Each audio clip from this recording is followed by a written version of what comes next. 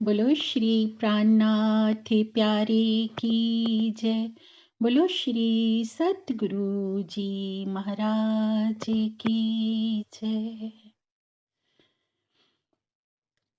सुंदर सा जी, परम धाम की 7 परिक्रमाएं आई हैं। परम धाम की सारी शोभा इस जागनी ब्रह्मांड में हमें एक बहुत ही प्यारा सा संदेश दे रही है कि परम धाम की आत्माओं, ये तुम्हारा वही घर है जहां पर तुम 8 पहर 64 घड़ी अपने प्रीतम के प्रेम में, उनके आनंद में विचरण किया करती थी। ये शोभा हकीकत में जहां 25 पक्षों के रूप में शोभायमान हो रही है, वही परम सत्य मार्फत में धनी जी के हृदय का ही व्यक्त स्वरूप है। इसलिए जब ज्ञान का आधार लेकर हम चलते हैं ना, तो हम एक एक शोभा को गणना में लाते हैं और अपनी बुद्धि में बसाते जाते हैं। पर जब हम प्रेम का आधार लेकर चलते हैं तो धनी जी के दिल के सागर में डुबकी लगाते हैं और देखते हैं कि परम धाम का जर्रा जर्रा तो मेरे प्रीतम के ही हृदय का स्वरूप है। 25 पक्षों के रूप में धनी जी का दिल ही तो लीला कर रहा है। और धनी जी के दिल की सागर की गहराई में डूबकर जब इस शोभा को हम अपने हृदय में बसाते हैं तो एक एक शोभा से हमें हमारी आत्मा की रहनी की साक्षी मिलती है, जो हमें क्या बता रही है कि इस झूठे फर्श से, इस झूठी जमी से हमें उस परम सत्य अर्श तक का जो हमारा रूहानी सफर है ना, वो कैसे तय करना है। अब इसी प्रेम मार्ग का अनुसरण करते हुए महामती जी क्या कहते हैं कि आत्माओं, तुमको इश्क उपजावने करो सो अब उपाय, पोर चलाऊं प्रेम के यूं याही में छाक छिकाए।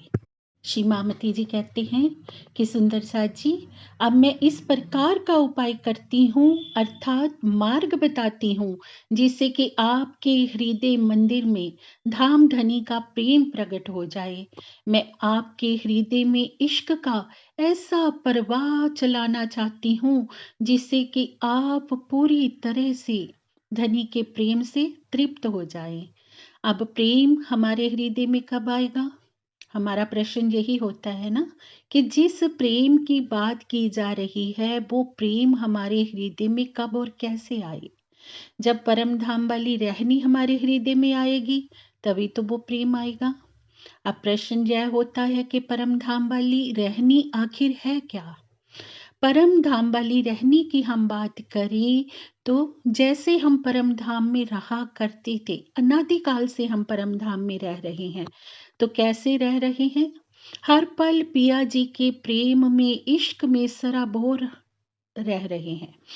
पर अब सुरता रूप से इस नश्वर जगत में आ जाने से हमारी आत्मा ने जीव और माया का संग कर लिया है।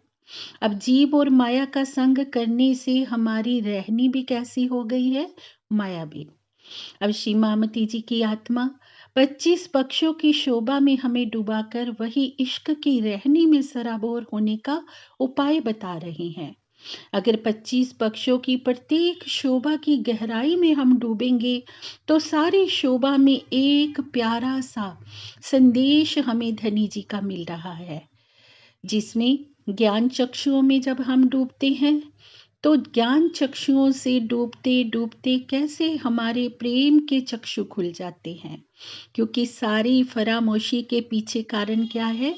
पर आत्म की वह नजर जो कभी धनी जी को देखा करती थी, धनी जी के प्रेम में सराबोर थी, लेकिन अब धनी जी के दिल रूपी पर्दे पर इस जीव और माया की लीला को देख रही है। तो जीव के विकारों से ग्रसित होकर स्वयं को उन्हीं भावों में देख रही है। इसलिए जब तक जीव हमारा रहनी में नहीं आएगा, तब तक आत्मा की फरामोशी भी कैसे हटेगी? तो आत्मा की फरामोशी हटाने के लिए, जीव की रहनी को बदलने के लिए हम डूबते हैं 25 पक्षों की शोभा में और जानते हैं कि कैसे धनी जी असल को नकल में ले आए और बेशुमार को शुमार में ले आए और एक एक परिक्रमा की गहराई में डूबकर जानते हैं कि धनी जी की दिल की गहराई क्या है और उस गहराई के सागर में गोता लगाकर बदलते हैं हम अपनी जीव की रहनी को। तो सबसे पहले बात करते हैं पहली परिक्रमा की। पहली परिक्रमा पूर्व दिशा में। पूर्व दिशा में क्या शोभा आई है? चांदनी चौक की अति सुंदर शोभा आई है।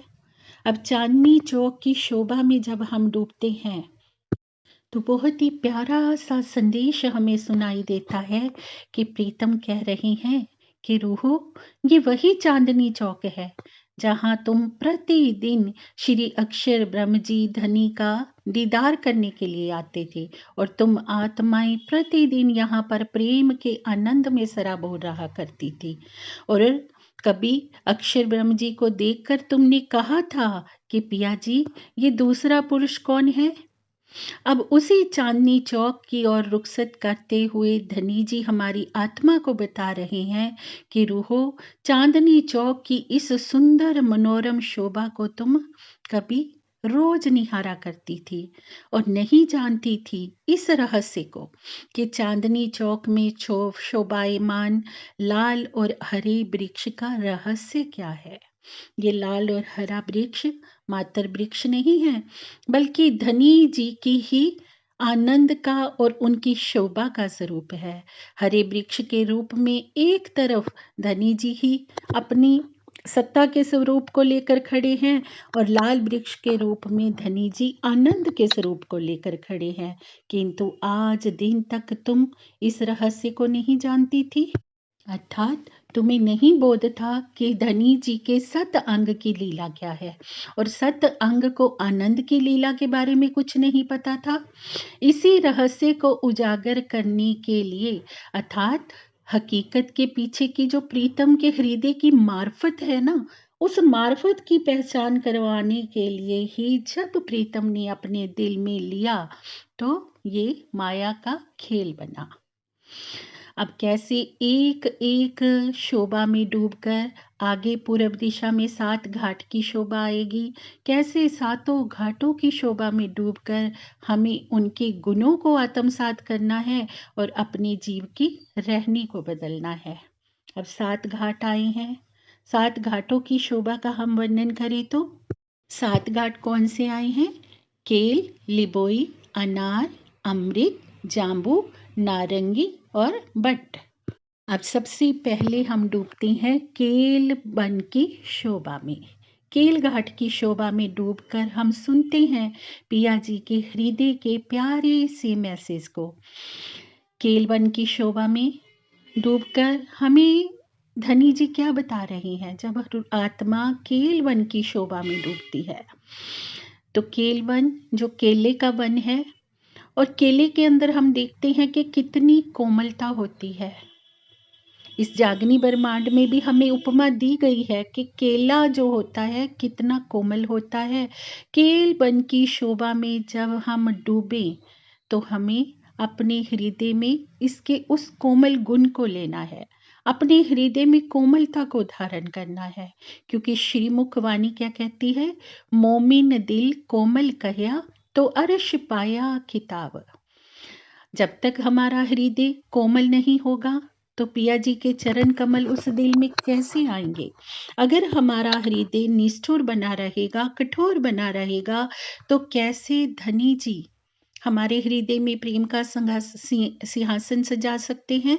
अगर हम मन वाणी कर्म से किसी का दिल दुखाते हैं, किसी दीन दुखी के लिए हमारे हृदय में करुणा के भाव नहीं है, तो कैसे हम प्रेम के अधिकारी हो सकते हैं?